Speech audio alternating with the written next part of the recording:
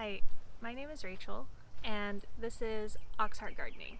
And today I want to talk to you about why I'm here, as in here on YouTube. When I first got started with gardening, I really thought that it was just, oh, this will be fun, it'll be cute to be able to grow a little bit of my own produce.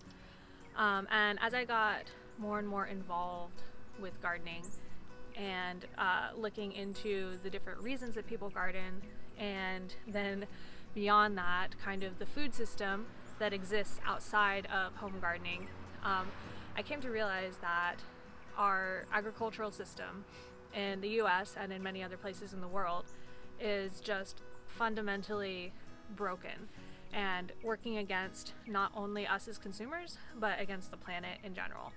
The agricultural system has really forced us into monoculture, which is where you grow fields and fields and fields of just one variety of plant.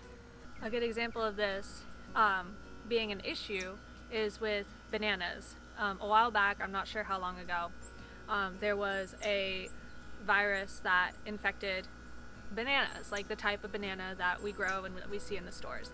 And because we had monocultured bananas and we had taken the many varieties of banana that do exist and decided we chose one to cultivate en masse, when this virus hit, it knocked out a lot of plants, and it was a huge problem. Similarly, I think that the Irish potato famine was caused by a similar monoculture and then disease situation. And so this is kind of fundamentally a problem that could exist with any crop that we grow. Something comes along and we only have one variety, then it could wipe out everything. Whereas if we had multiple varieties growing, then some of them would probably be resistant, and we would be okay. So that's one of the first reasons why I think the agricultural system is broken. The second reason also kind of comes from this monoculture, is a product of this, is that we use chemicals on top of chemicals on top of chemicals to produce our food. And sure, there are organic gardeners out there, or organic farmers, and they do produce a lot of food, but they're not using chemicals, and they're not susceptible to this problem, which is because of the way that we grow our food in kind of this idealized closed system where we're trying to keep all the bugs off, maximize production. We are essentially isolating our farming practices from the natural way things grow, kind of just out there in the world. And so in order to maintain this, we throw a pesticide at a bug that comes along. We throw inorganic fertilizers on a large portion of our crops. We end up selecting for varieties or genetically engineering varieties that are resistant or toxic to certain pests. And again, because of all of this, we can end up with problems like wiping out an entire insect population because they are dying every time they bite this certain crop, and that causes a ripple effect through the ecosystem. And so we put band-aids on top of band-aids, I like to say. We have this pesticide, we have this genetic modification, we have this fertilizer to make up for the fact that we're trying to grow food in an unnatural way.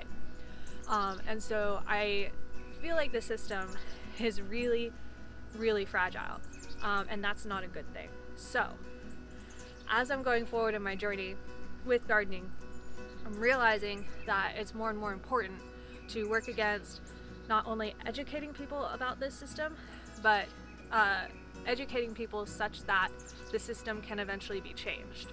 And I am choosing to do that through education about home gardening, because I believe that everyone can rely on themselves even just a little bit for food, and two, I believe that if everybody relied a little less on this broken system, that we might make a little bit of that breathing room that we need to start making changes without it being kind of a catastrophic event, because we are very dependent on the way that our agricultural system works right now and the volume that it's putting out.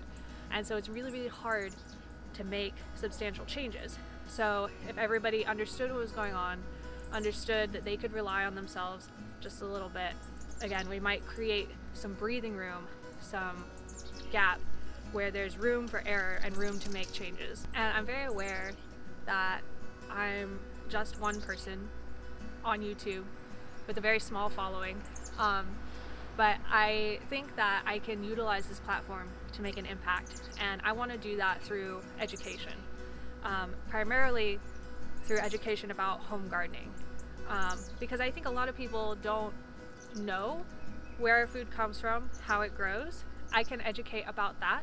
I can educate about how to grow more naturally, how to stop using pesticides and work with your ecosystem to grow and grow enough food, even though maybe some insects take it, you know, maybe the weather's not so great. Like, there are ways to get around creating a closed bubble system like we have agriculturally. And I think a lot of people don't think about that being possible, and they definitely don't think about it being possible in their own backyard.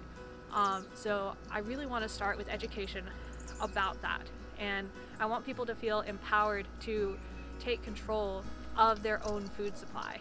Even if all you're doing is growing a few herbs on your kitchen counter in a windowsill, I think that that is valuable, and I think that even if you're not like producing a lot of food for yourself to eat, you're at least learning about how plants work and where your food comes from, and that is really valuable. So kind of beyond education, I also think that YouTube is a really great platform to start with building a community.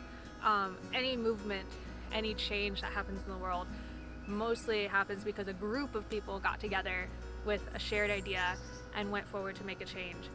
And the community I've seen so far on YouTube has been wholesome and supportive and motivated, and I think that as we grow, as I grow my community on YouTube and I connect and network with other communities on YouTube, that we can actually become large enough to start having a voice and an impact and making this lasting change in the world.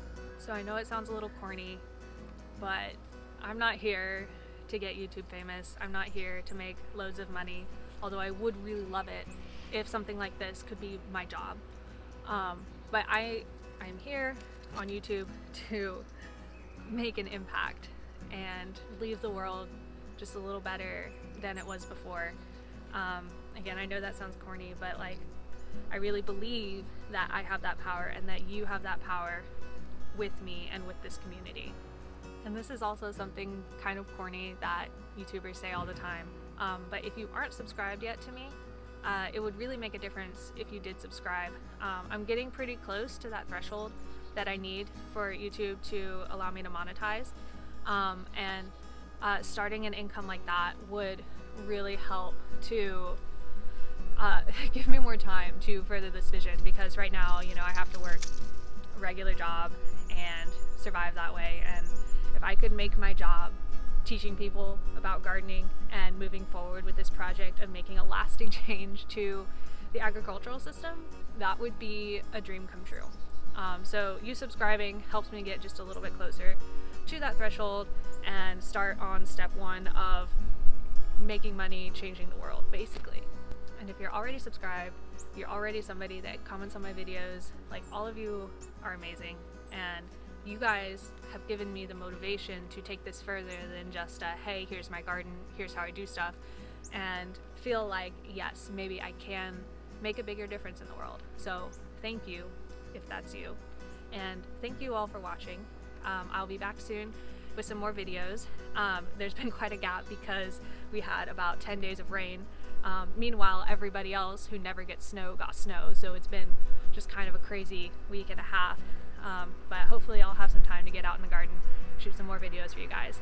And until then, I wish you all happy gardening.